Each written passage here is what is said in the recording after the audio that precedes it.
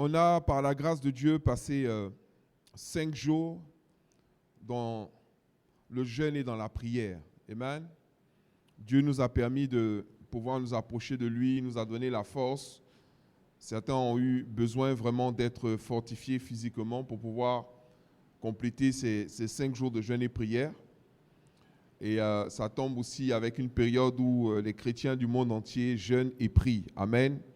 Et je crois que nous avons besoin vraiment de jeûner et de prier pour voir la gloire de Dieu se manifester dans notre vie. Mais une des choses que le Seigneur a permis et a faites, c'est qu'il nous a parlé à nous spécifiquement. Il nous a donné tout au long de ces 5 jours de jeûne et prière des révélations, des paroles. Et ce soir, il veut faire quelque chose de puissant dans notre vie. Amen.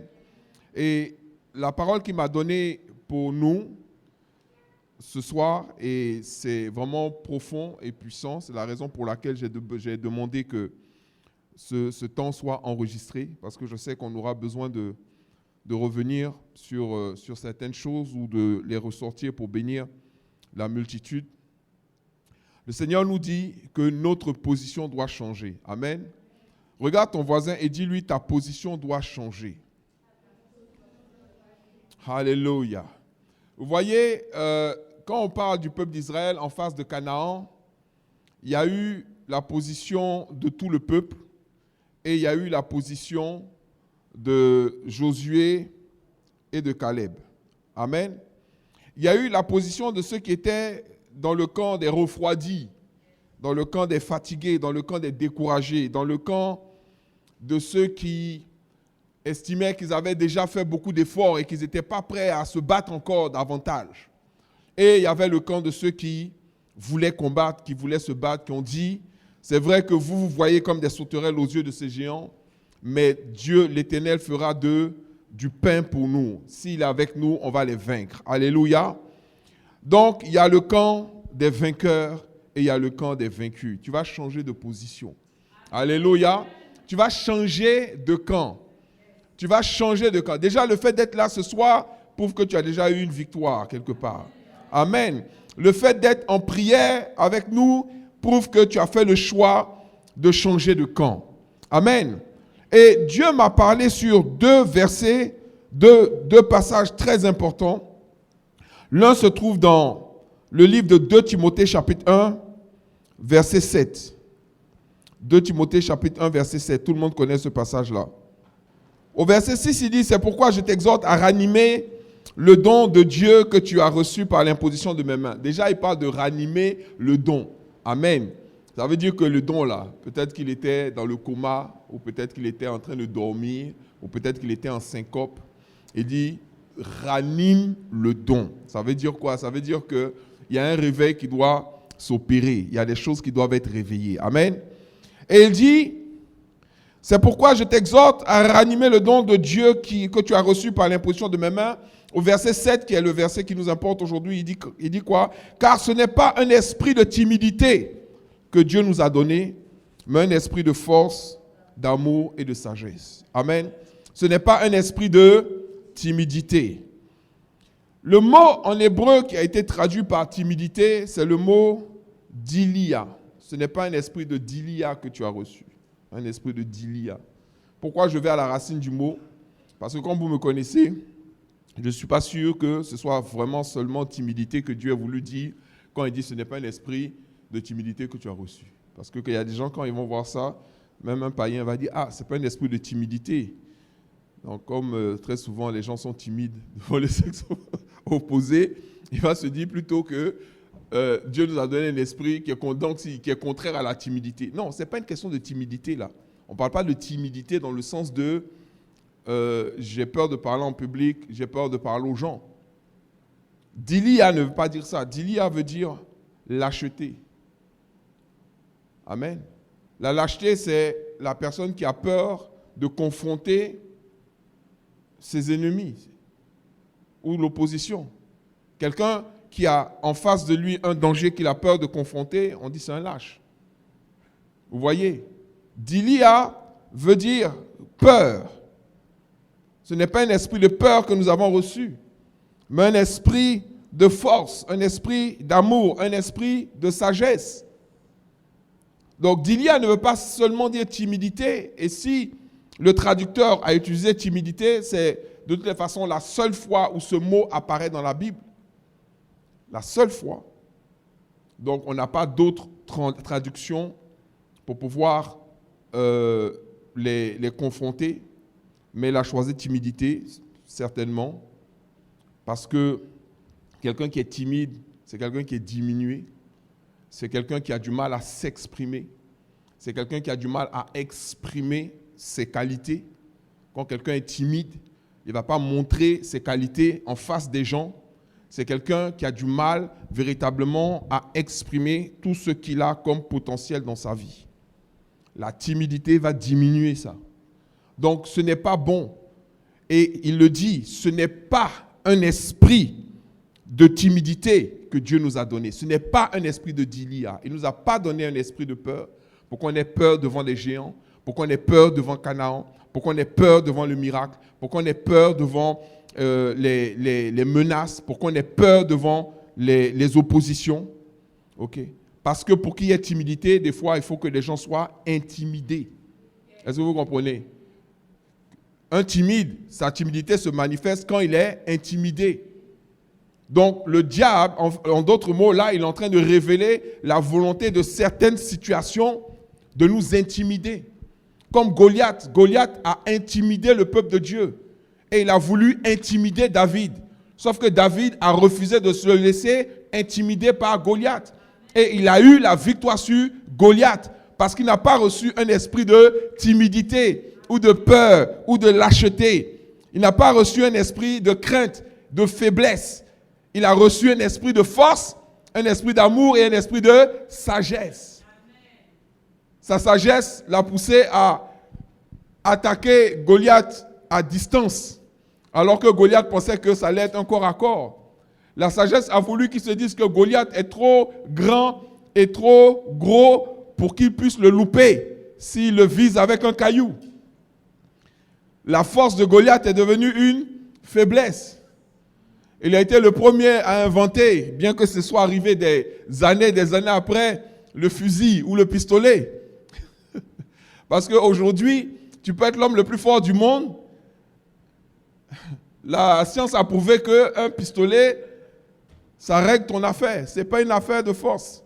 Comme ça que les Européens qui sont arrivés en Afrique, tous les costauds qui étaient là-bas, ils ont été attrapés et mis en esclavage. Parce que la force physique n'est pas plus forte que la force mécanique. De la même manière, il y a une force qui est supérieure à toutes les autres forces. Et vous savez c'est quoi? C'est la force spirituelle. Amen. Alléluia. Cette force domine les autres forces. Elle domine les autres forces. Donc nous n'avons pas reçu un esprit de peur ou de timidité. Aucune situation ne doit pouvoir t'intimider. Alléluia. Aucune situation ne doit pouvoir t'intimider. Vous voyez? Josué et Caleb n'ont pas été intimidés par les géants qui étaient à Canaan. Alors que le peuple a été intimidé. Ils ont dit, on se voyait comme des sauterelles. Ça veut dire que là, ils ont atteint le niveau 100 de l'intimidation. Quand tu vois ton opposant comme un géant et que toi, tu te vois comme un insecte, c'est que vraiment, tu es sérieusement intimidé. Ils ne se sont même pas vus comme des oiseaux. Ils se sont vus comme des sauterelles. Or, une sauterelle n'est pas agressive. Si au moins même ils s'étaient vus comme des moustiques, ils auraient pu dire on va les piquer. Mais une sauterelle, ça ne fait rien. C'est inoffensif. Pour dire qu'on ne peut même, on peut rien faire même contre eux. Continuons. Donc, nous n'avons pas reçu un esprit de timidité. Dis à ton voisin, tu n'as pas reçu un esprit de dilia. Alléluia. Amen. Et bizarrement, en lisant encore, je continue, le Seigneur me dit, va dans Romains chapitre 8, verset 15. Dieu me dit, va dans Romains 8, 15. Donc je vais dans Romains 8, 15. On va voir encore un autre mot qui apparaît et qui est semblable, mais pas identique, à dilia. C'est dans Romains. Quelqu'un a trouvé? Bon, c'est pas grave, c'est moi qui ai le micro, donc je vais parler dedans. Romains,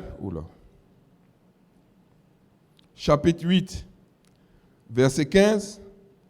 Qu'est-ce qu'il dit?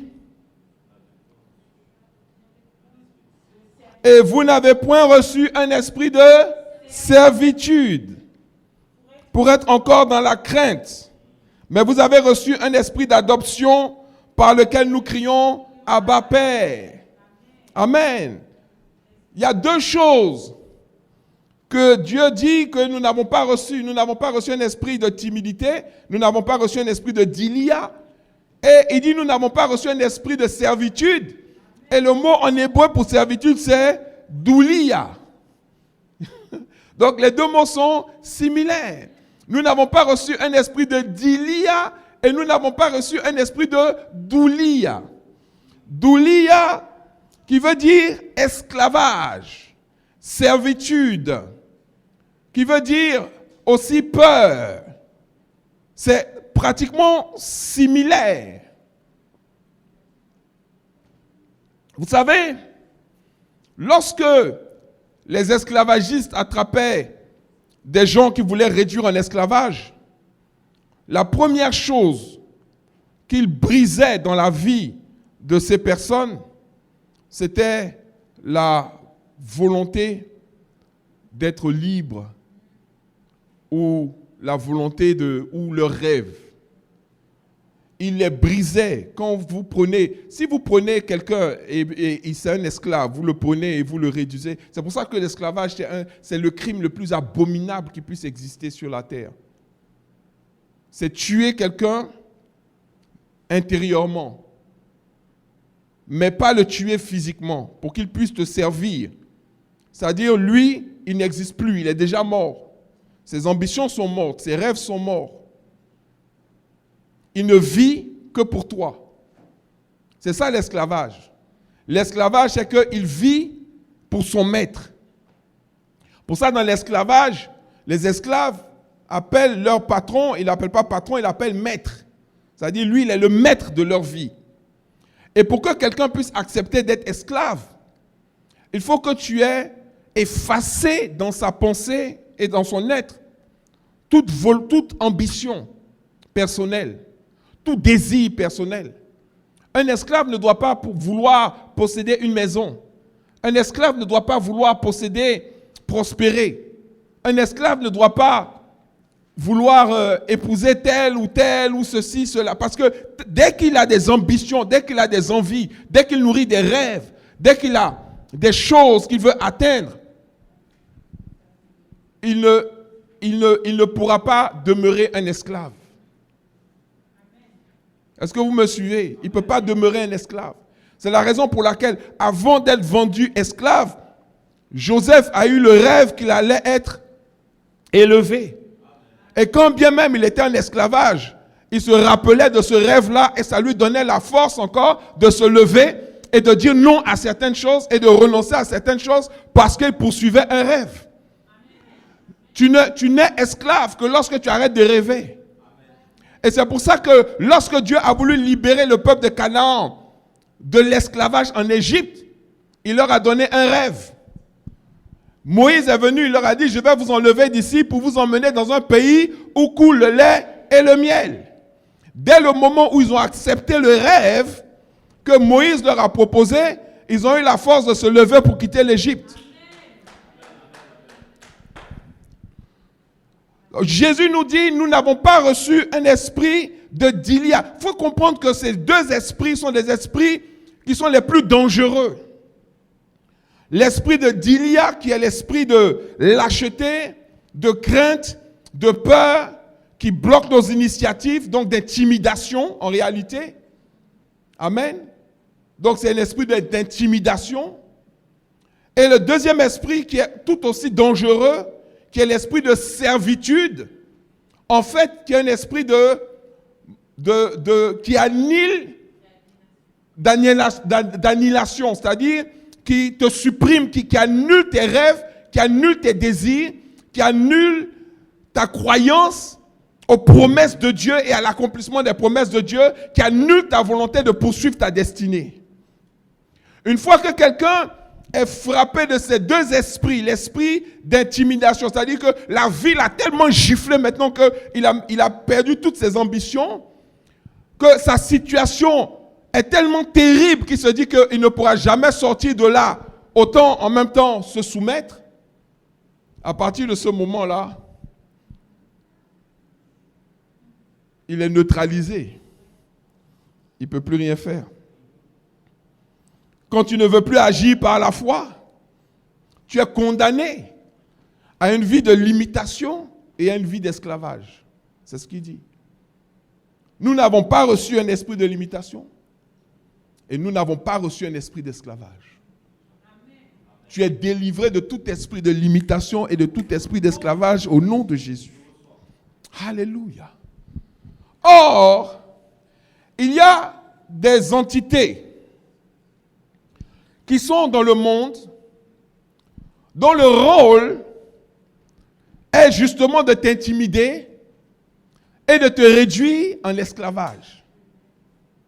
Dans la Bible, on les appelle les serpents et les scorpions. Ce qu'on voit dans la Bible, ce sont les serpents et les scorpions. Le serpent, il intimide. Le scorpion aussi, ce sont des esprits qui éjectent un venin qui vont faire que, justement, toutes tes propensions à vouloir vivre une certaine gloire, à vouloir vivre à une certaine dimension seront neutralisées. Et vous pouvez voir un exemple en France. Vous avez un exemple. Les serpents et les scorpions, souvent, ce sont des satanistes. Ce sont des Illuminati.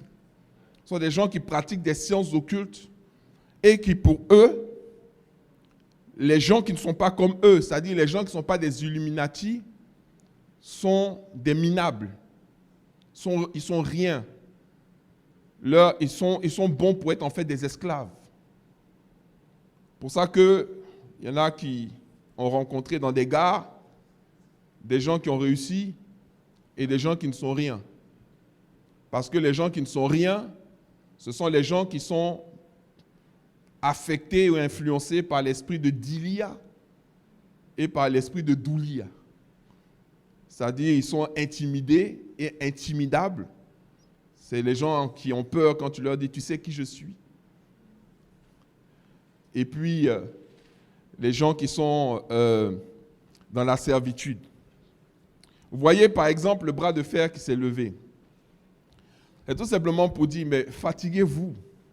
Vous allez avoir faim bientôt, vous allez retourner travailler. Et si je vous dis que vous allez travailler jusqu'à votre mort, vous allez travailler jusqu'à votre mort. Parce que si vous vous rappelez bien, lorsque, Sarkozy était président, il y a eu une modification de l'âge de la retraite, c'est passé à 62 ans. Ensuite, quand Hollande est devenu président, il a apporté une modification à la retraite. Maintenant, pour allonger encore, pour rendre encore un peu plus dur. Maintenant, autour de Macron, lui, il est venu, il allonge à 64.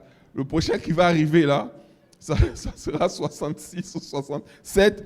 Et puis l'autre qui va venir, il va dire non, c'est 70. Ah bon, on va venir, on va dire non, c'est 80. Donc, ceux qui sont déjà dans le groupe là, eux là, c'est la manifestation de Dilia et de Doulia pour te dire qu'on va t'intimider. Vous voyez comment ça s'est fait? Dès que les gars sont sortis pour marcher, pour dire qu'ils vont marcher, on a envoyé des policiers pour aller les chicoter même, les frapper correctement. Du coup, d'autres disent, mais c'est bon, nous on ne va plus marcher. Ils ne veulent plus marcher. Si on te dit va marcher, tu vas dire non, les policiers vont me frapper. Or, normalement, ils ne doivent pas te frapper. Mais on te montre que si tu sors, c'est dangereux pour toi. Du coup, ils sont passés de 3 millions à 2 millions, 2 millions, 1 million. La prochaine marche là, s'ils sont 500 000, on va dire, vous voyez, ils ne sont pas... Et puis c'est fini. Pourquoi? Parce qu'ils ont été intimidés. Là, je vous montre dans l'actualité une manière des serpents et des scorpions de travailler, de faire peur. Donc, les gens maintenant qui voulaient marcher pour revendiquer leurs droits, ils disent, mais nous, on ne va pas vivre que pour travailler. Parce qu'en plus, si au moins notre travail, c'était intéressant, on aurait aimé le faire. Quand vous êtes journaliste et que vous vous asseyez sur les plateaux de télévision pour parler, et qu'on vous invite au restaurant pour parler avec les hommes politiques, vous allez au cocktail, manger les petits fours, vous allez visiter des hôtels pour que vous fassiez la publicité et que vous passez votre temps à causer avec des amis, à boire du vin, du whisky, à aller au restaurant, vous pouvez faire ce travail-là même jusqu'à 100 ans, ce n'est pas un problème. Mais quand votre travail, c'est de déplacer des congélateurs et des frigidaires, ou de monter des voitures, ou de brancher des câbles, ou de réparer des toits, ou de réparer la plomberie, ou de faire des murs, ce n'est pas pareil. Ou de soulever des poubelles, ce n'est pas pareil. Donc, on parle à une catégorie de personnes qui, eux, sont appelés à devenir les esclaves, qui sont les esclaves d'une autre catégorie de personnes. C'est pour ça que Dieu a dit, vous serez la tête et vous ne serez pas la queue. Vous allez être en haut et non en bas. Parce que l'esprit de Dilia et de Doulia est vaincu dans votre vie au nom de Jésus. Tout esprit d'intimidation est vaincu au nom de Jésus. Tu dois refuser de te laisser intimider par quoi que ce soit. Si on te dit que ça là, tu ne peux pas avoir, tu dis je peux tout par celui qui me fortifie. Alléluia. Je peux tout par celui qui me fortifie. Dieu dit que tu peux tout faire. Dieu dit que tu peux tout accomplir. Dieu dit que tu peux tout réaliser. Dieu dit que tu peux, il n'y a pas de limite. Quand Joseph était dans la prison, ou esclave chez Potiphar, ou dans la prison, il a continué de croire en ses rêves, il a continué de croire aux promesses de Dieu. Qui pouvait imaginer que quelques années plus tard, il allait devenir l'homme le plus important et le plus influent de toute l'Égypte et devenir le premier ministre de Pharaon. Pharaon a dit, entre lui et moi, la seule différence, c'est que moi je vais m'asseoir sur le trône. Alors qu'il avait été vendu comme esclave. Mais il était esclave sur papier, mais il n'a jamais été esclave spirituel dans sa tête. Tu dois refuser de jeter les armes. Tu dois refuser de baisser les bras. Tu dois refuser la situation ou l'état dans lequel tu te trouves aujourd'hui. Tu dois refuser. Si tu acceptes ça, ça veut dire que les serpents et les scorpions ont atteint leur objectif. Si les gens ne sortent plus, ne marchent plus, ne manifestent plus, c'est qu'ils ont accepté les 64 ans. Le prochain qui va venir, il aura un exemple. Et là même, c'est fini. Si les 64 ans passent là, il y aura 67 ans, 80 ans, 85 ans, parce que l'autre, il aura la technique. La technique, c'est quoi? Tu passes, tu mets la loi, et puis si les gens sortent pour marcher, tu les frappes, et puis ils rentrent à la maison, et puis c'est fini. Et puis c'est fini. Oh, Jésus a dit quelque chose dans Luc chapitre 10, verset 19. On ne peut pas trop rentrer en profondeur parce qu'aujourd'hui c'est la prière. Alléluia. Luc 10, 19. Tes 5 jours de jeûne et prière là, c'est pour briser l'esprit de Dilia et de Dilio au nom de Jésus. Alléluia. Il dit quoi dans Luc 10, 19? Voici, j'ai fait quoi? On lit tous ensemble. Voici, je vous ai donné quoi? Le pouvoir de faire quoi?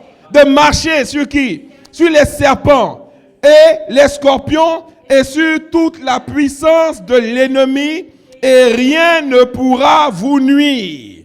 Alléluia. Je vous ai donné le pouvoir de marcher. Vous voyez pourquoi Macron ne veut pas que les gens marchent? Parce que marcher a une signification sur le plan spirituel.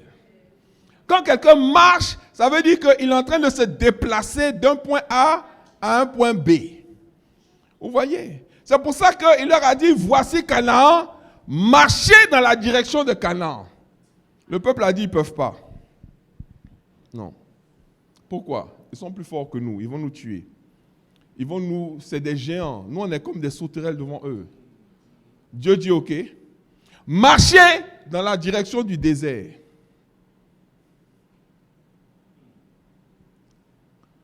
Ce qui est sûr, c'est que tu dois marcher. Tu dois marcher dans une direction. Ou tu marches vers l'accomplissement de ta destinée, ou tu marches vers le désert. Le désert, c'est la solitude. Le désert, c'est la pauvreté. Le désert, c'est la misère. Le désert, c'est la vie misérable. Le riche a beaucoup d'amis. Mais la Bible dit que les parents du pauvre le haïssent. Quand tu es dans une famille et que même tu as un parent proche qui se marie, les premiers noms qu'il va mettre dans la liste des invités sont les personnes les plus riches, même de la famille éloignée. Des fois même les amis de ses parents. Les derniers de la liste, ce sont les pauvres. La Bible dit que les amis du pauvre l'ont en horreur. Parce qu'il y a une seule chose qui sort de sa bouche, c'est donne-moi, donne-moi, aide-moi. La Bible dit que les riches dominent sur les pauvres. C'est écrit, c'est dans la Bible. Donc Dieu ne veut pas que tu sois que tu vives dans le désert, que tu vives dans un état de pauvreté, dans un état de misère, dans un état de limitation, dans un état de blocage. C'est pour ça que lorsqu'il dit, voici, je vous ai donné le pouvoir de marcher sur les serpents et les scorpions et sur toute la puissance de l'ennemi et rien ne pourra vous nuire. Il va vous dire qu'il n'y a aucun objectif que vous vous êtes fixé à atteindre, que vous voulez atteindre ou accomplir, que vous ne pouvez atteindre ou accomplir. Mais, il dit à la suite, cependant, ne vous réjouissez pas de ce que les esprits vous sont soumis, mais réjouissez-vous de ce que vos noms sont écrits dans les cieux. Pour vous dire quoi? Que votre joie ne doit pas être la réussite que vous allez avoir, parce que cette réussite-là, c'est scellé. Si vous marchez dans la direction de l'accomplissement de votre destinée, les serpents et les scorpions ne peuvent pas vous arrêter. Mais ne vous réjouissez pas de vos accomplissements. Ne vous réjouissez pas de votre réussite. Ne vous réjouissez pas de votre prospérité. Il y a une chose plus importante que ça, c'est que votre nom est écrit dans le livre de vie. Beaucoup veulent juste se limiter à avoir leur nom dans le livre de vie. Beaucoup veulent juste se limiter à avoir leur nom dans le livre de vie. Et ils veulent être des esclaves sur la terre. Vous voyez l'intimidation? Dernièrement, la haute autorité de la santé a décrété, ça fait quelques jours maintenant, que la vaccination n'était plus obligatoire à l'hôpital. Et que donc les infirmiers qui ont été licenciés, les médecins, les assistants, les médecins, les soignants qui ont été licenciés, pendant 18 mois, ils n'ont pas reçu de salaire. Parce qu'ils ont refusé de se faire vacciner, ils vont être réintégrés. Certains parmi eux ont déjà porté plainte et ont déjà obtenu des décisions où on leur a remboursé la totalité de leur salaire pendant 18 mois parce que cette décision était illégale. Mais de les menacer, de les priver de leurs revenus et qu'ils n'auraient pas... Et c'était tellement pervers que pour ne même pas qu'ils aient le chômage ou qu'ils aient le RSA, même le RSA même ils n'ont pas, on ne les a pas renvoyés, on les a juste suspendus. Donc ils ne peuvent même pas aller à la CAF pour dire non, j'ai plus le travail, donnez-moi, même le RSA, ils n'ont pas eu droit. Parce que ce n'était pas dans la volonté de les convaincre ou quoi. C'était dans la volonté de les intimider et de les soumettre au système. De les soumettre au système. Et dernièrement, ça c'est il y a 3 heures, lors du sommet mondial, donc ceux qui ont fait venir le système de la vaccination pour tout le monde là, ils ont dit que tout le monde n'a pas accepté de se faire vacciner, mais avec la crise de l'eau qui arrive, tout le monde va rentrer dans le système. Donc il y a des gens qui ne savent pas que l'inflation, non, la Covid, c'était un ballon d'essai. L'inflation, c'est pour titiller un peu. Où était Macron dernièrement? Au bord d'un lac. La guerre qu'il y a eu là entre les gendarmes et puis les gens des Verts, c'était où? À côté d'un bassin d'eau. Parce que la prochaine guerre qui arrive, c'est la guerre de l'eau.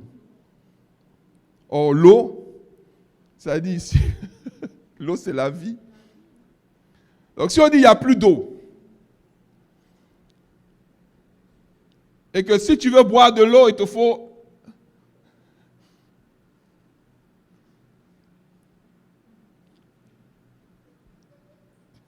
tout le monde. C'est pour ça que la Bible a été claire. Et je vais terminer là pour qu'on puisse prier. Très clair, dès le départ. L'Antéchrist a pour volonté de faire de telle sorte que petits et grands, hommes comme femmes, ne puissent acheter ni vendre sans porter la marque de la bête. Ça veut dire que son objectif est de réduire le monde en esclavage. Or, comment tu peux réduire le monde en esclavage? C'est en le soumettant à l'esprit de la servitude. Est-ce que vous comprenez?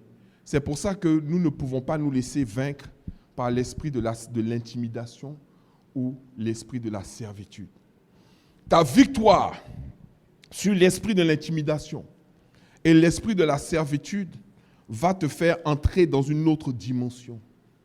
Ta victoire sur l'esprit de l'intimidation et l'esprit de la servitude va te faire changer de position.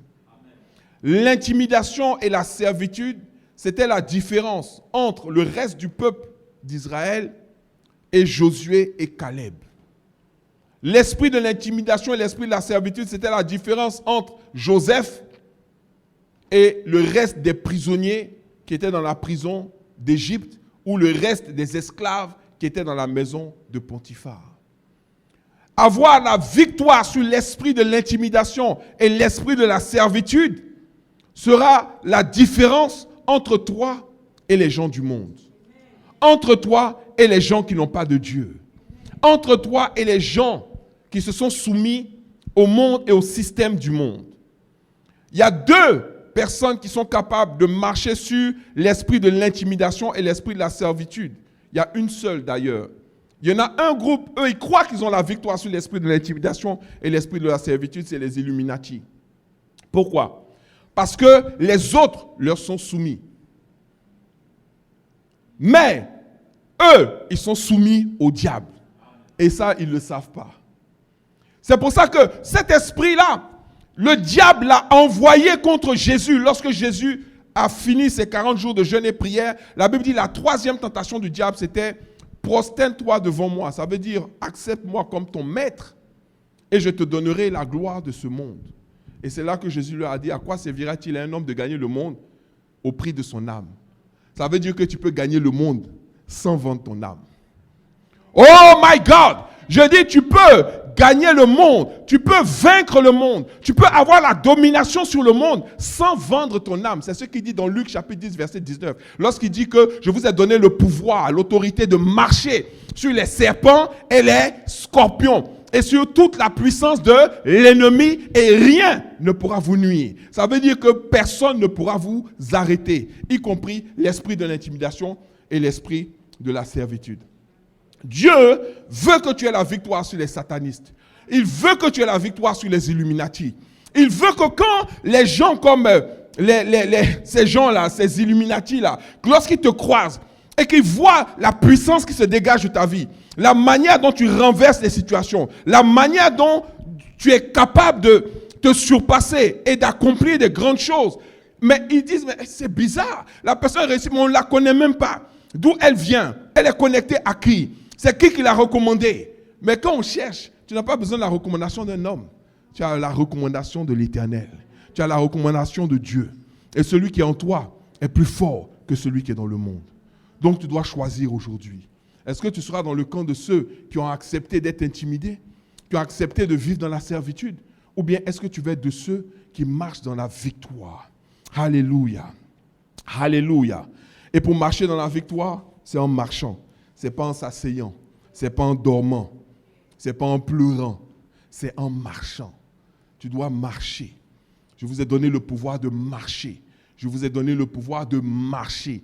Je vous ai donné le pouvoir de marcher. C'est quand tu marches, quand tu décides d'avancer, quand tu décides de bouger, que tu vas avoir la victoire sur les serpents et sur les scorpions. On va se lever, on va prier le Seigneur ce soir. Alléluia. Alléluia. Tu vas te lever, tu vas prier ton Dieu ce soir.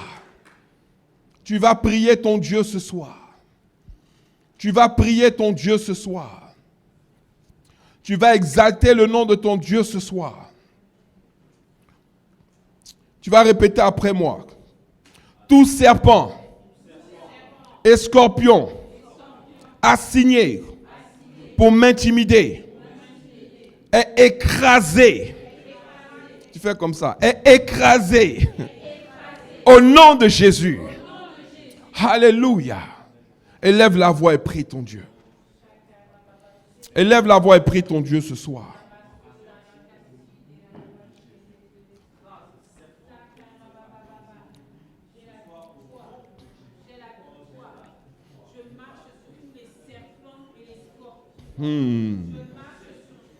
Oh mama satarabakata rabakata rabakata rabasa rebrakata rabasa rababakata rabasata rabababa. Oh hallelujah. Oh hallelujah. Oh hallelujah. Hallelujah. Oh hallelujah. Tout serpent et scorpion assigné pour m'intimider. Pendant qu'on est en train de prier, Dieu est en train de me montrer une chose. Dieu me montre que, vous voyez, les serpents et les scorpions, ce sont deux animaux dangereux qu'on trouve dans le désert. Ce sont des animaux qu'on trouve dans le désert. Donc les serpents et les scorpions, c'est dans le désert qu'on les trouve. Et les deux animaux, ce sont des animaux qui possèdent ce qu'on appelle un venin. Le serpent a un venin, le scorpion aussi a un venin. Et la particularité du venin, c'est que c'est un poison. Mais ce n'est pas tout le venin qui est un poison. C'est une partie du venin qui est un poison. Et quand vous prenez le serpent même qui vient en premier, c'est par lui que le diable est passé pour pouvoir séduire Ève dans le jardin d'Éden. Donc c'est toujours la même chose. C'est la séduction pour pouvoir t'injecter le poison qui va te calmer ou qui va te tuer. Tout serpent est vaincu dans ma vie au nom de Jésus. Alléluia. Vaincu au nom de Jésus. Dévoilé et vaincu. Tu dois te fâcher contre les esprits de serpents, contre les serpents et les scorpions. Tu dois te fâcher, tu dois prendre autorité. Ils n'arriveront pas à leur fin dans ta vie. Ils n'auront pas la victoire dans ta vie. Ils ne vont pas t'intimider. Ils n'auront pas le dernier mot. Ils n'auront pas le dernier mot. Ils ne vont pas injecter leur poison. Ils ne vont pas injecter leur poison.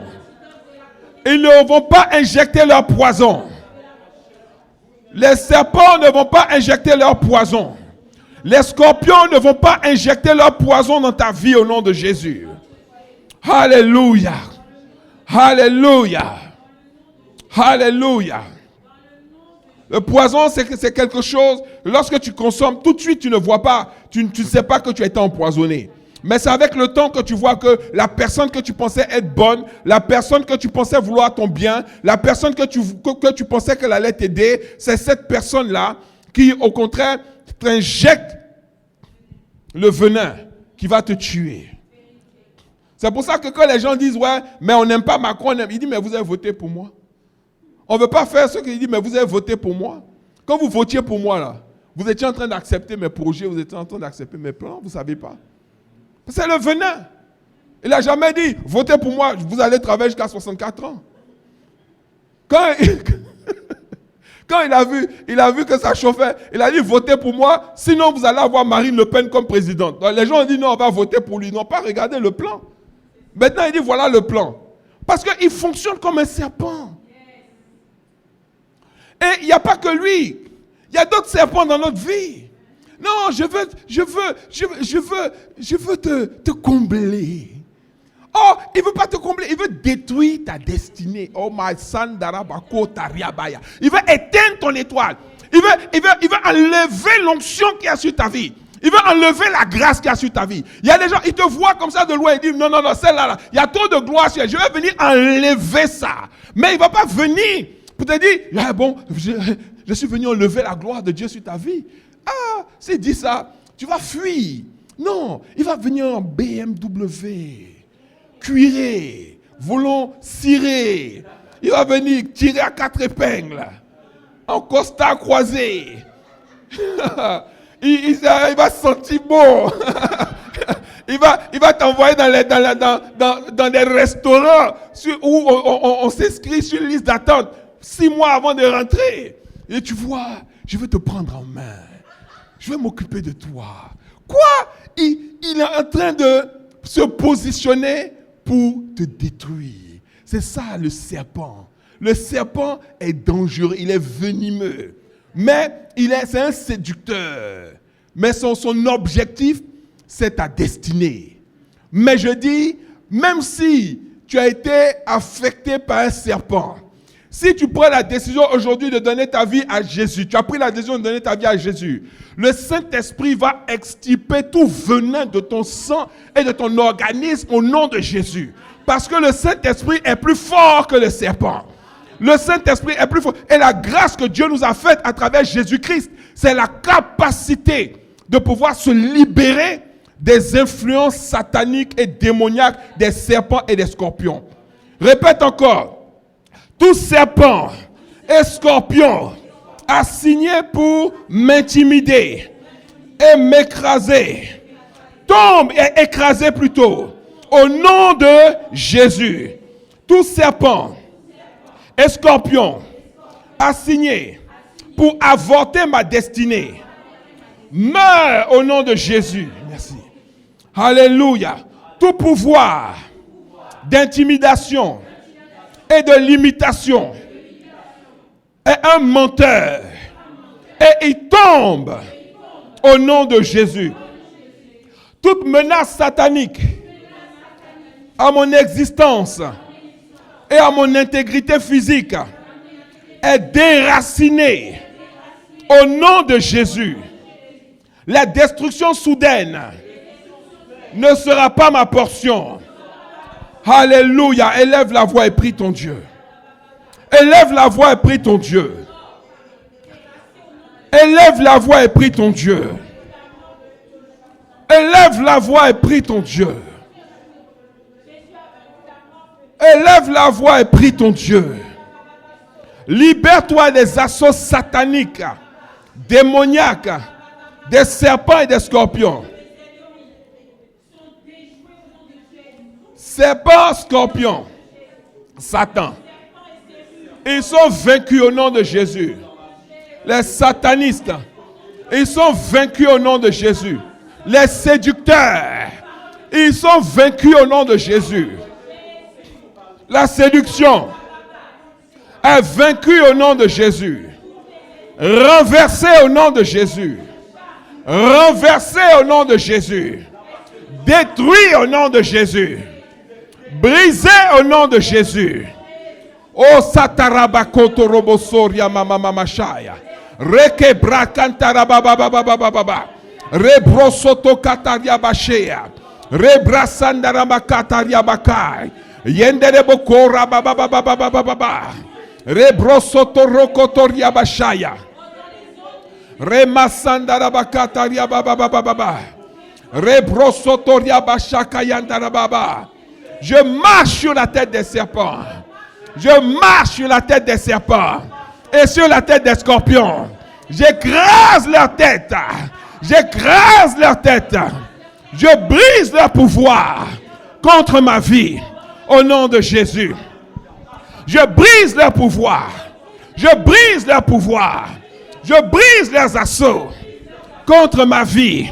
Au nom de Jésus. Au nom de Jésus. Au nom de Jésus. La destruction soudaine ne sera pas ma portion. Au nom de Jésus. Au nom de Jésus. Merci.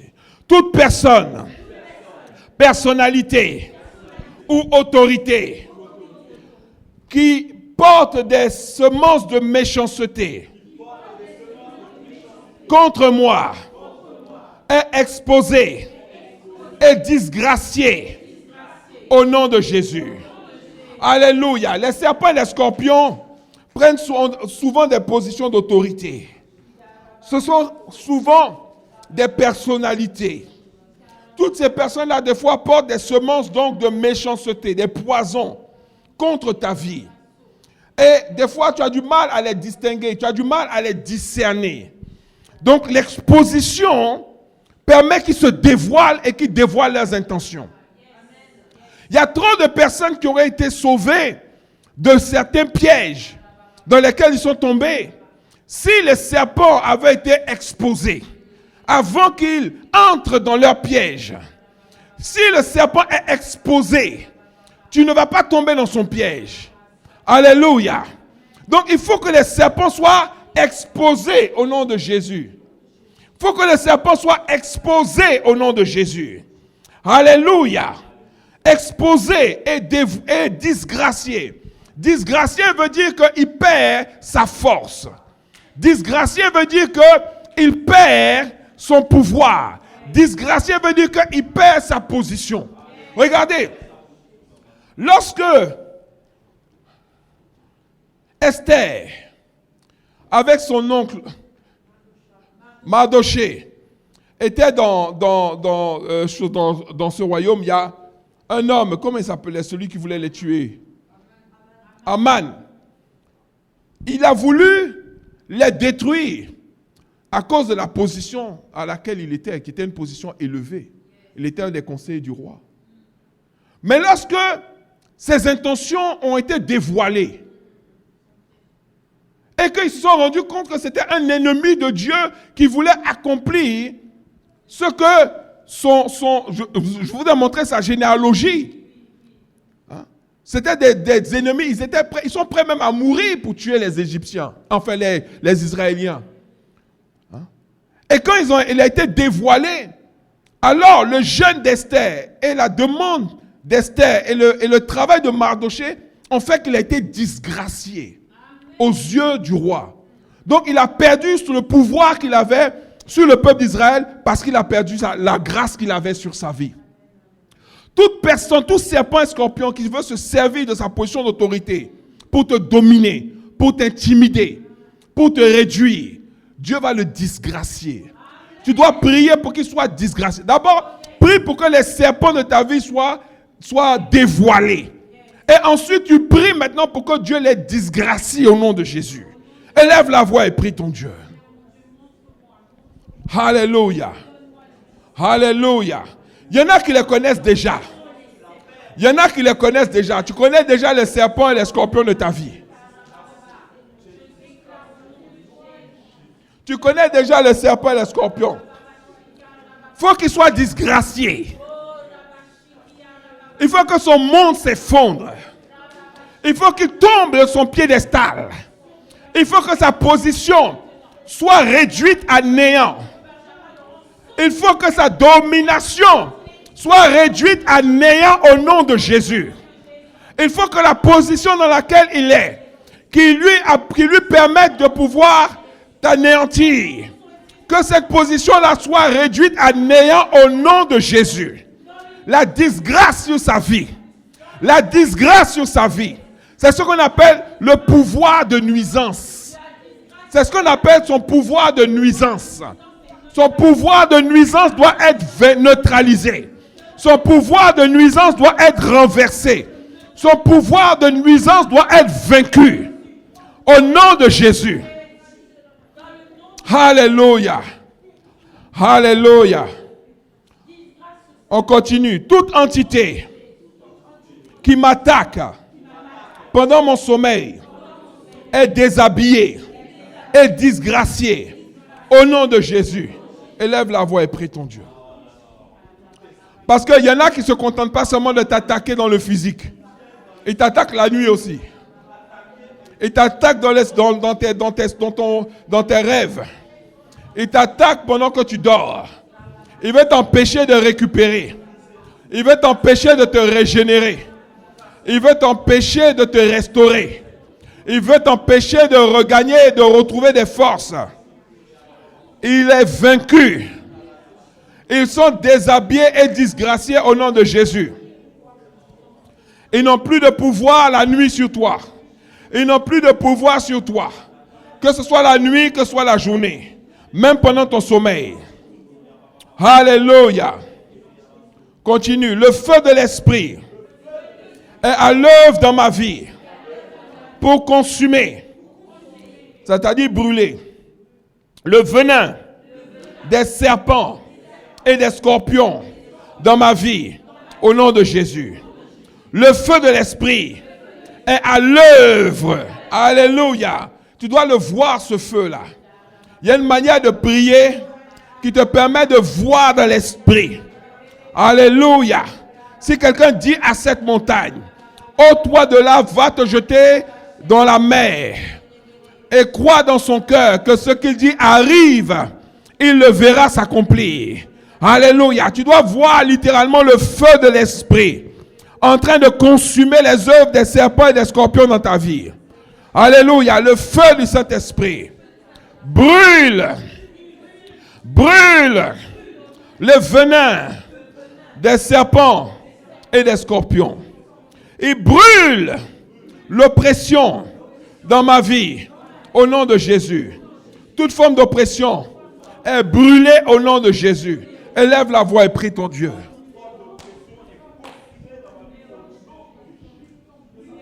Alléluia, alléluia. Élève la voix. Élève la voix là où tu es. Élève la voix là où tu es.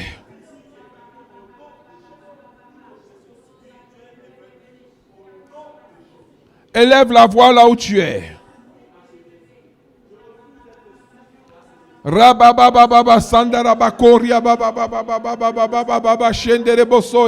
Élève la voix.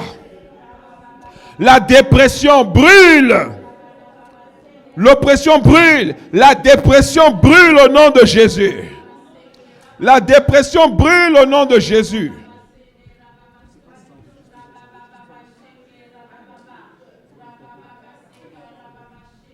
La dépression brûle au nom de Jésus. Toute forme de suppression brûle au nom de Jésus. Toute forme d'affliction brûle au nom de Jésus. La lourdeur brûle au nom de Jésus. La peur brûle au nom de Jésus. La maladie brûle au nom de Jésus. Les infirmités brûlent au nom de Jésus. L'échec brûle au nom de Jésus. Je me lève avec toi aujourd'hui, Seigneur, pour que ma situation change. Mon statut change. Ma position change. Je me positionne par le feu pour une intervention divine dans ma vie. Je déclare que ma vie prend une direction glorieuse avec des signes et des miracles qui m'accompagnent. Toutes les ressources des cieux, toutes les ressources des cieux sont à ma disposition au nom de Jésus. Et les signes et les prodiges m'accompagnent dans l'accomplissement de ma destinée. Je change de position. Je ne serai plus jamais une victime des serpents et des scorpions. Mais je suis un vainqueur. Je suis un vainqueur. Et je marche sur les serpents et sur les scorpions et sur toute la puissance de l'ennemi. Et rien ni personne ne peut me nuire. Au nom de Jésus, j'ai prié. Amen. Amen. Amen.